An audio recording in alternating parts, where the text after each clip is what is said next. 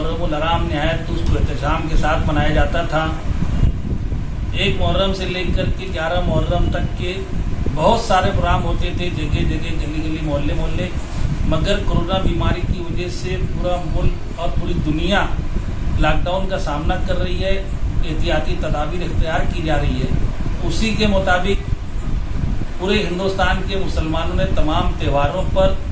हुकूमत के कवानीन की पासदारी की। उसी के मुताबिक मुहर्रमुल हराम पर भी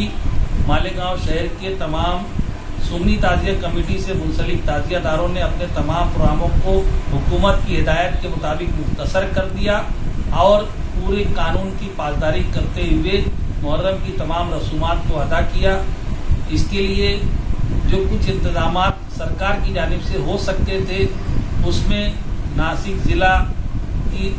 ग्रामीण एसपी मोहतरमा आरती सिंह मैडम साहबा, मालेगांव शहर के एडिशनल एसपी संदीप ढुके साहब, डीवाईएसपी रत्नाकर नौले और मंगेश चौहान साहब, तमाम पीआई साहबान, म्यूनसिपल कॉरपोरेशन के कमिश्नर दीपक कासार साहब, मेयर मोहतरमा ताहिरा शेख रशीद साहिबा और हमारे हरदिल अजीज रहनुमा शाली जनाब शेख रशीद साहब, कॉरपोरेशन के तमाम ऑफिसरान, प्रांत ऑफिसर विजयानंद शर्मा साहब,